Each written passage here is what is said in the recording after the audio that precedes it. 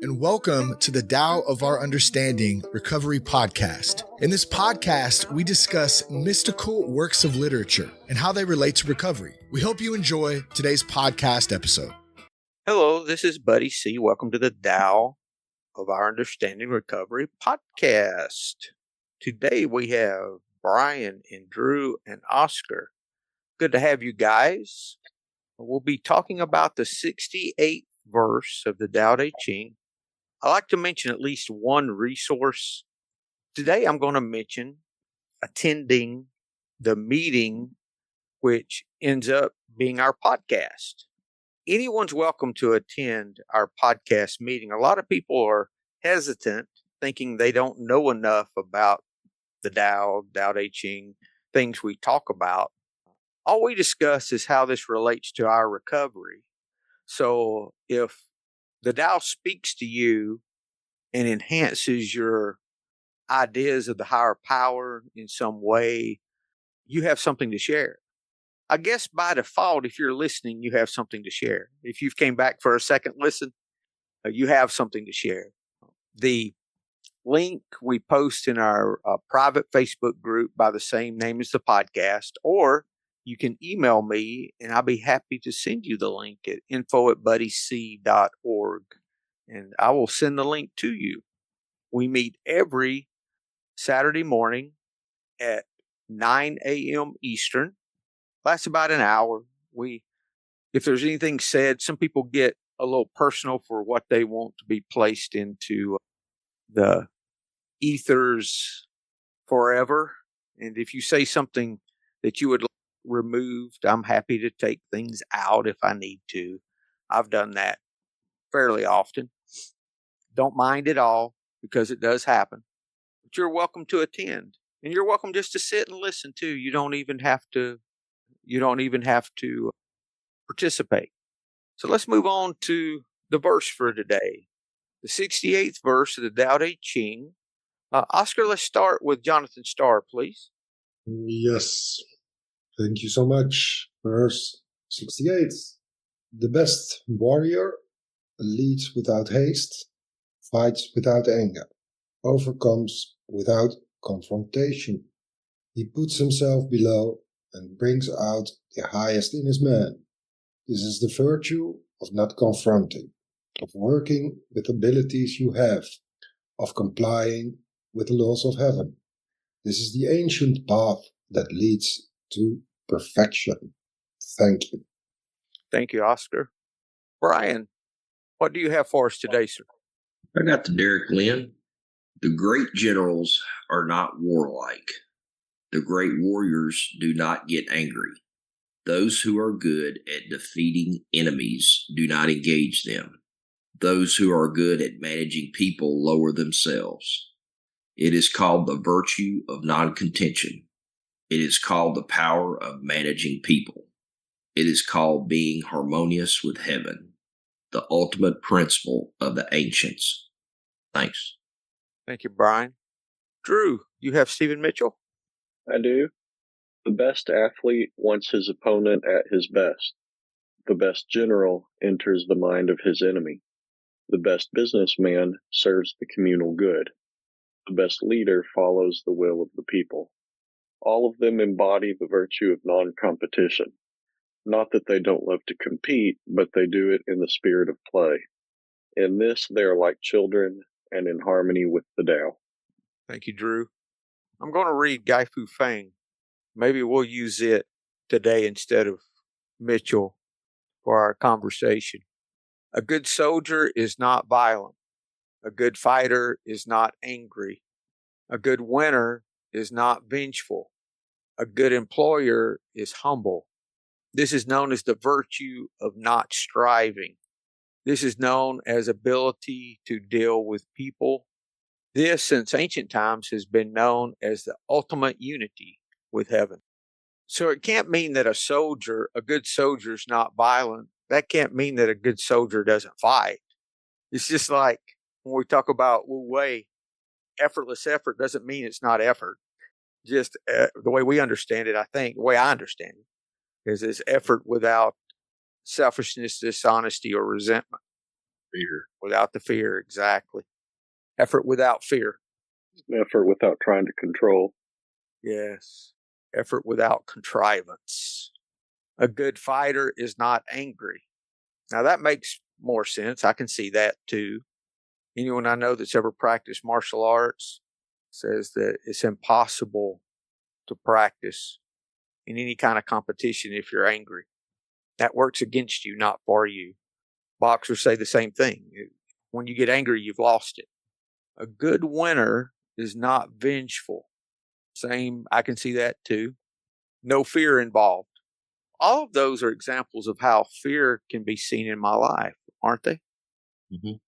Violence, anger, vengefulness are all elements of fear. They're all ways fear can be seen. Now, I can't see fear, but I can see the fruit of fear. I think pride would be another piece of fruit from the tree of fear. If you're afraid of your own abilities, afraid that even if you win, you might not be able to do it again. I mean, you need to puff yourself up, being a gracious winner, complimenting your opponent on how they did rather than trying to rub their face in beating them. Drew, I like the tree of fear. I had not thought of that. I'll tell you where my ego goes. Every time I hear one last, why couldn't I have come up with that? That's how my pride and ego jumps. Well, if you hadn't used the word fruit, I wouldn't have thought of it. So it's really okay. I can still okay. Thank you. Yeah, you planted the seed that grew the tree of fear. So it's back to me again. Great. Yes, I'm glad you led it back to me. I feel better now. Thank you. You tilled the soil. I'm probably going to use that for the title unless something else comes along. Buddy's tree of fear. No, please don't do that. But you could name it that because all of those come out to me for sure. Uh-huh. A good employer is humble. You could even say someone who's successful is humble. That being the opposite of fear, right? Mm-hmm. Oscar? Yeah, thank you. But I thought when I read those first 4 lines related to recovery, if I want to recover and stay in recovery and live recovery, I have to be a good soldier but never violent. In that sense that with violence I will never win my addictions. And I have to be a good fighter but never angry, because anger and resentment is one of our greatest enemies, isn't it? And I have to be a good winner but not vengeful. Yeah, that's the kind of the same as being humble. Yeah, it relates immediately to what I try to do in recovery. And what I recognized when I came into recovery, actually by surrendering, you become those, in a way you become those the first 4 lines. Thank you. Thanks, Oscar. What comes up for me is the term right-sized. We actually had a meeting on that a couple of weeks ago. I attended, and it was a good discussion, in-person meeting. And that was one thing that I shared, was that to me, being right-sized is I'm in the center. Like, I've got my ego in check, and either side of the pendulum is in fear. It's like I get in fear and I want to puff my chest up or go nuclear, or I get in fear and I want to tuck my tail and run. And that's not a good place to be. So to me, that term right-sized is coming up for me. Thanks. Thank you, Brian. It's really moving from that fear-based living to compassion-based living, right? Mm-hmm. Now, how can we flip those around to personal application, not external, to an internal application? Gratitude and surrender. Step 3. I say with the first one, being a good soldier, I have a tendency, if there's something I feel I need to do, to just push my way through it, which is a form of violence, really. Mm-hmm. If I don't say fighting, but if there's some confrontation in life, which life has confrontations, or if I slow roll a stop sign and I get a blue light special, can I have a conversation without getting angry? Can I show respect when, even if I don't feel respect is deserved, not necessarily in a law enforcement, but in any situation, because I can disagree and still show respect. I don't have to attack. Can I treat the people that work for me in a respectful way? I have a couple of VAs that work for me right now. Can I show them the same respect I would show anyone else, or that I try to show myself, or that I want other people to show me? Can I value a life in some poor country that I don't even know the name of the country with the same value I do my neighbor? Well, that is if I like my neighbor. Yeah. I was going to say, what about if your neighbor's a shithead? Sorry. I wasn't going there, but I said that for you, Brian. I think that's what this is maybe pointing us to. All of those things are known as the virtue of not striving. Just to follow the metaphor of being a good soldier, I think a good soldier would be in the mindset of knowing that they're part of a whole, rather than I'm an individual out there following their own desires, following. That is definitely not the type of soldier that needs to be on a battlefield. A good soldier is going to put their ego aside, put their selfishness aside, do the next right thing, regardless of what they think should be done or what they want to be done. Not concerned about glory, not concerned about making sure that what they think is best gets put into action, but being there for those around them, being present, not being stuck in their own heads. And that's a metaphor that I can take into my own life, is making sure that I'm clear-minded, making sure that I'm there for others, making sure that I'm focused on how I can help others, how I can be more in the lives of those around me. Yeah, I like that metaphor. My interpretation of this, verse 68, I titled as anger. The greatest warrior is not violent. The most skillful fighter in battle is not enraged. The greatest champion does not provoke his enemy. The one that finds a way to show compassion instead of anger will be victorious. Showing love brightens your hidden path to inner love, making anger insignificant. In this way, the negative actions of others work to your benefit. This is the way of the ancients, the way of the Tao. Oscar? Yeah, I really like that way you go, the turn you take now on it. Seems to be about ego deflation. And then I look at the sentences and I think, okay, what is it in me that makes me violent? And it definitely is my ego. And the same goes for anger, and the same goes for vengefulness. So my ego is my attachment to me, the story of me, actually. Because I don't think an ego really exists, except in our minds as a thought. But we make it so important. So when a good soldier goes to a battlefield and he's not violent, then he gets killed very soon, or he kills without attachment. Both need to be done without attachment to his self. So it's a kind of letting go of self.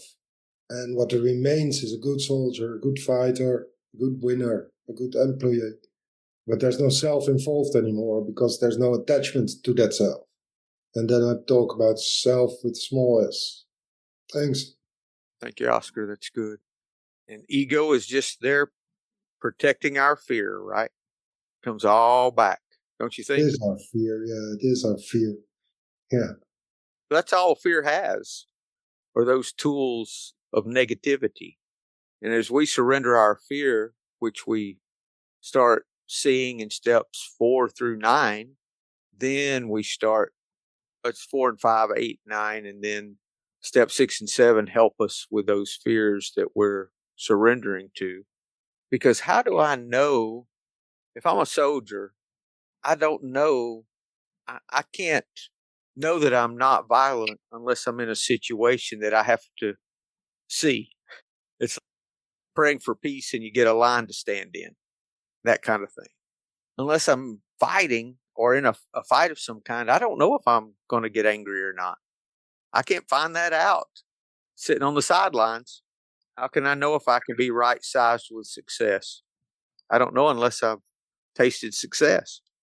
I can think I would do things a particular way, but unless I'm in situations, I don't know. I can't work through those things unless I'm in those situations. So ultimately, the way I surrender my fears is by being in situations where my fears want to take over.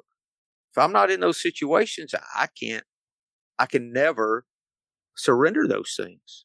It's like the resentment prayer. The reason we pray that is, guess what? We have a resentment. Mm-hmm. I look over that sometimes. It's not like I pray for something and zap, I have it. Like I want to be free of anger. There's a bright light and suddenly I'm not angry anymore. I've had instances that seem that way, but the real test of that is when I'm in a situation that in the past would cause me anger. Most of the time, those situations when I choose compassion over fear is when that's worked out of me. How about this?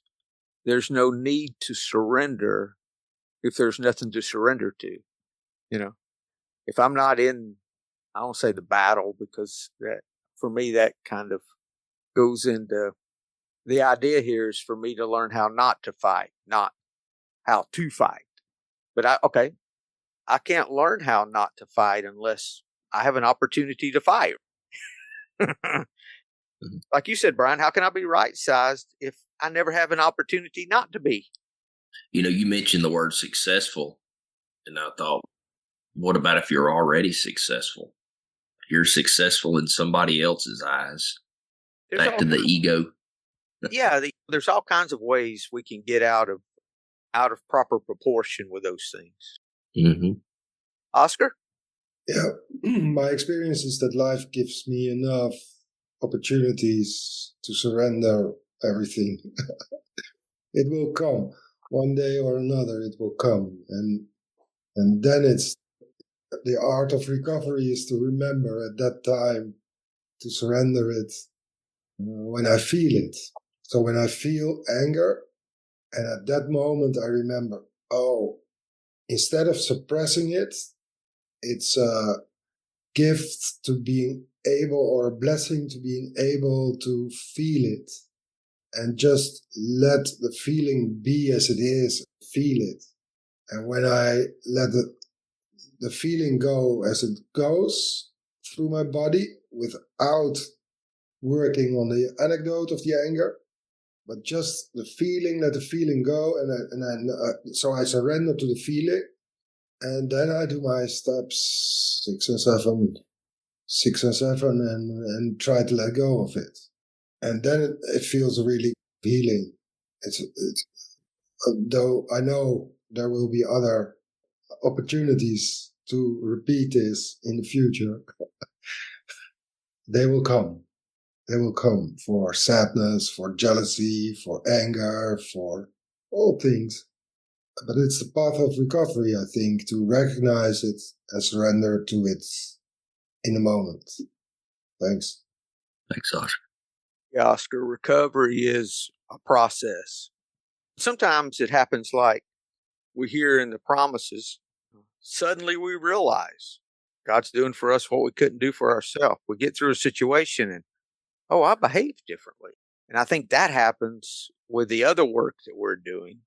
And as time goes, it goes from, crap, I did that again, to, oh, wait, I just behaved differently without trying, without the old religious ideas for me. I've got of fear.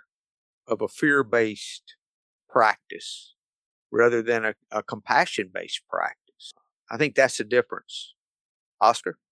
Yeah, I talked this week with Sponsi about this, and kind of one of my hang-ups is that God will give us the lesson as long as needed until we learn it. And when we learned it, we won't get the lesson anymore. And then we discover, hey, I don't get the lesson anymore. That's wonderful. With the relapses, with everything, actually, everything, every resentment, I will get the lesson again and again until I learn it. And when I learned it, it's over. Thanks. Yeah, Oscar, you might finish that lesson, but that doesn't mean that you're finished with lessons. Okay, you're in the third grade and you learn third grade stuff. Well, guess what? You're not done. There's fourth grade. Then there's fifth grade. More surrender. I have a Bible teacher I used to listen to a lot by the name of Bob Mumford. I have utmost respect for him. He says that you just take another lap around the mountain. He tells the story of the children of Israel going in the promised land. They chose not to believe. And for 40 years, that generation died out, except for a select few. And then they came back to the same place again with the same opportunity again. He says the same way in our lives, exactly like you were talking about, Oscar. We have an opportunity. That's where we are in our growth. And we keep coming back to that, taking a lap around the mountain, lap around the mountain. And spiritually, I think that could mean we do some more dying, and then we come back to the same place again. And have we died enough that we can now allow compassion instead of fear to guide us in this situation? And it's just that simple, seems to be for me. Buddy, for me, sometimes 48 years old, I can need to relearn those third grade lessons, or some of them I didn't get. And I'm acting like a third grader. Yep, me too. What was coming up for me was before I got on the meeting, I had an order that I wanted to cancel. I couldn't do it through the app. And that's when you have to chat with customer service. And the old Brian would have immediately went into this place of they're the enemy. And now I'm like, these folks are here to help me. It's like the return line at Walmart. They're here to help. They're not the enemy. And today I don't come in with that energy anymore, thankfully. And life goes a whole lot smoother. And Brian, that energy never helped you. Not at all. Just I would show up with my sword and my shield. it wasn't even needed. No. Just like in this verse, the violence works against us, not for us. The anger works against us. The vengefulness. Then he flips it. Lack of humility works against us. It says this is the virtue of not striving, or the virtue of non-competition, virtue of non-contention, the power of modesty, the virtue of not confronting.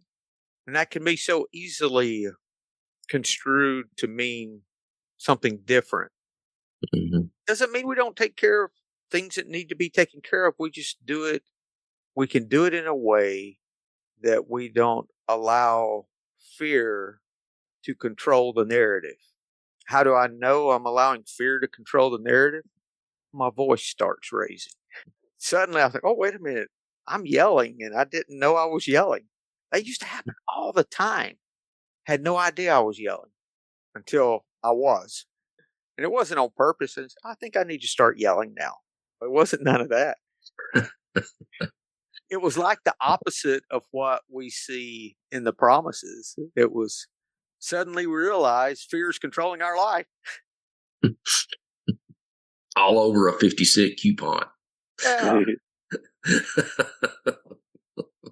All over calling customer service, and they ask, how may I know you, instead of how can I help you? And I would just be off on it. I said, why am I having to? Yeah, I think it's that virtue of acceptance as well. Like Brian's example, any time in my life I've gotten into the mindset of I shouldn't have to. That always leads me into more anger and resentment. Why shouldn't I have to talk to customer service? Mhm. What's so special about me? I shouldn't have to stand in line. Just looking at the situation, thinking it ought to be different, that never leads me to a better place than just sitting on hold for a few minutes and finally getting to talk to somebody and treating them with kindness, because God knows how many people they talk to who yell at them and get snippy at them. And if I can be maybe not a bright spot in somebody's day, but at least not make their day worse, then I've done both myself and somebody else a little bit of a service. So just like Buddy said, asking for patience and being given a line to stand in, that's definitely a gift from time to time. Thank you, Drew. Mitchell brings in competition with this. It's the virtue of non-competition. Not that they don't love to compete. This is exactly what I was talking about. Not that they don't love to compete, but they do it in a spirit of play. In other words, I used to compete with these iron butt motorcycle rally stuff where you'd go days doing, it's almost like a scavenger hunt kind of thing. And I tried to compete against myself, not against the other guys that were men and women that were competing. Of course, I always liked it when I beat them, but which it was occasionally. So I couldn't do that entirely, but that's what I was striving, or I don't use the word striving. That's what I was trying for. That's what I was wanting to do, was be at a place that was non-competitive, but competing against me. And he's describing that as children, but I know a lot of children that don't take play casually. They take it very seriously. I don't know. Yeah, But I think it's mostly focusing on the process rather than the result. yeah. Yeah. And also, too, maybe it's we have the same attitude that we have toward children play. Like when my son was playing in the sandbox, if his sister came along and messed up what he was doing, man, it was on. Mhm. He was so upset. And we look at that and say, oh, it's no big deal. It's not. For him, it was life threatening, so important. But us taking our lives in the same way we would look upon children playing, I think may be a way that kind of speaks to me a little more. So this is just a description showing us if we're living a compassion based life, this is what our life starts to look like, I think. And also too, it's like a promise. If we're always approaching situations that are out of our control with violence to try to make them in control, there's a way out. We don't have to do that. We approach situations with anger. There's a way out. We don't have to do that. If we're tired of having this attitude that we're better than, my first sponsor used to say, why not me? Who am I? There's a Dow quote that says, accept being unimportant. One of my least favorite quotes. Accept being unimportant. All these things we can take the wrong way. That doesn't mean we're unimportant. But what for me that means is just that I am not more important than you. I read a good book about a year ago called The Joy of Being Ordinary, I think is what it was called. And a lot of what you mentioned was the heart of that book, was not focusing on ourselves so much, but just focusing on what you can do for others and focusing on just enjoying the day rather than just me and making everything about yourself. And I know in my life, when I can focus on helping others have a more enjoyable day, or the theme of this chapter about competition and not competing reminds me a lot of all the pickleball I play. I don't know if you still play, Buddy, but I play several days a week with people from the neighborhood, and I definitely compete when I'm out there, but I'm not. I don't have to win. I'm just not focused on winning that I forget that everybody's there really to have fun. You don't cheat to win, Drew. You won't. No, no. And I tell people I'd rather lose and have fun than win and not have fun. That's definitely how I play. I'm one of the better players, but I'm not the best. And I do get frustrated sometimes when I play against people who are better than me because they're hitting the ball past me, or I'm barely getting my paddle on and I'm hitting it way off to the side. They make you better, though. Exactly. Yeah, they do. That's how I get better. And I love the games I play where there's 3 80-something-year-old people there who want to play and they need a fourth. And I volunteer to be the fourth, and I put my ego aside. And Stephen Mitchell's the first line, the best athlete wants his opponent at his best. The way I make the 80-something-year-old great grandmothers at their best is just hitting it as much as I can to the spot where they can hit it back to me. My goal in those games isn't to win, it's to make sure everybody that I'm with is at their best. I'm putting it in the spot where they can hit it back, and those are some of the most fun moments I have, throughout the whole night, is not striving to win, not trying to smash it past a couple of 80-something-year-old women, but making sure that they have fun, making sure that they can get long rallies in, and giving them opportunities to be at their best. And there are people who I play with who will not play in those games. They only want to play in games where they're smashing and hitting hard and trying to win as much as they can. And that's fine. They can go do that. But I really like those opportunities to put aside my competitiveness and just be there for others and give them opportunities to be at their best. Yeah, I'm good with that, Drew, until one of them pops one on me. And then I have difficulty behaving after that. I get angry, right? Yeah. I love those moments. The great grandma just slips one past me, gets one through my legs. And, we have a guy that he's real good. He's about 300 pounds, 250, 280. Can hardly move around. But if he gets his paddle on the ball, it's gone. Mm-hmm. And I had a guy that was playing with me that was an amputee. Now, he got around good, but he couldn't get around to everything. You know what I mean? He did well. And this guy would hit it at his feet where he couldn't get it because he was an amputee. He couldn't get it. Yeah. And I would get so pissed off. And I said, I've got too much anger and competition, unruled competition. I'm not playing this like I'm viewing a child, by no means. Mm-hmm. When it really didn't matter. There's nothing there, no reason for me to get riled. I wouldn't show it, but I was just aggravated. He's taking advantage of him. That's what I thought.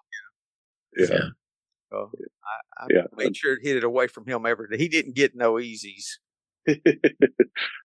My wife, she gets the same thing with tennis, USTA, and she still got that competitive streak behind the scenes and all the conniving and flipping matches and just doing all this.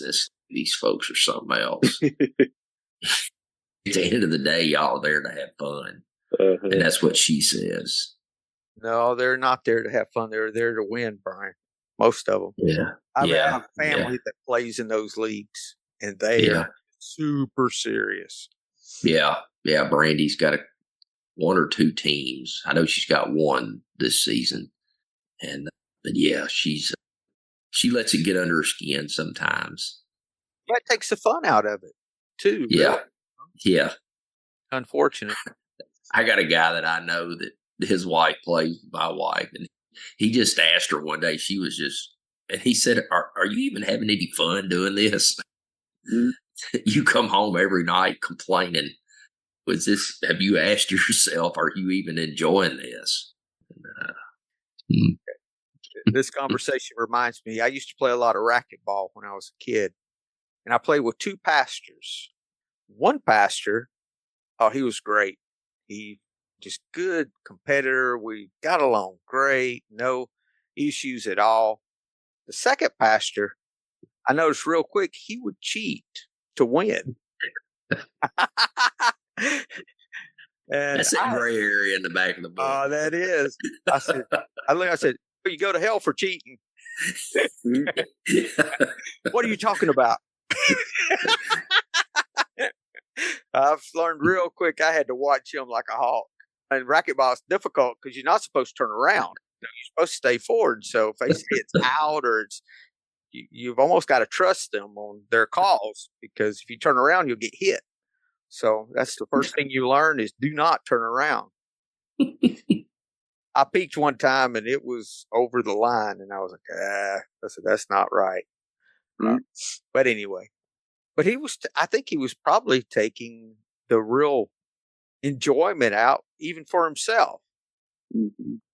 Because if our goal with anything is to win, so to speak, at any cost, sacrificing any morals that we have, that's a hollow win, an unsatisfying win. Trading integrity for victory. Yeah, Drew, that can apply for anything, can it? Not just a game. Anything in life, it can apply that way. There's the title of the verse, Trading Integrity for Victory. A good one, Drew. I think I came up with that. I don't think Drew did. I'm either going to use it or the Tree of Fear. Both from Drew this morning. Both from Drew. Well, I'm about to go play some pickleball. Drew, make sure when you win against those 80-year-old woman, you yell boom real loud. Despite the last one, Drew. Just pop it all over the last one. Remind them who's in charge, right? Yeah. Thanks for a wonderful conversation, because it was really fun, because I don't know which sport you are talking about. I don't understand anything of it. Tennis I know, but racquetball, and the one before I didn't even catch the name. Pickleball? Yeah, look up some videos. It's fun to watch. Yeah, I'm going to. Thank you, guys. I appreciate it. It's been a good conversation this morning. Anything to add before we close? Hello, this is Buddy C. I wanted to make you aware of several recovery-related resources that I've posted in the episode description. These resources include a list of recovery podcasts, a free sober meditation app, daily recovery email, shared Google recovery calendars. Hope you put some of these resources to use and have a great week. Thank you for listening to the Tao of Our Understanding Recovery Podcast. If you enjoyed this episode, please share it with your friends in recovery.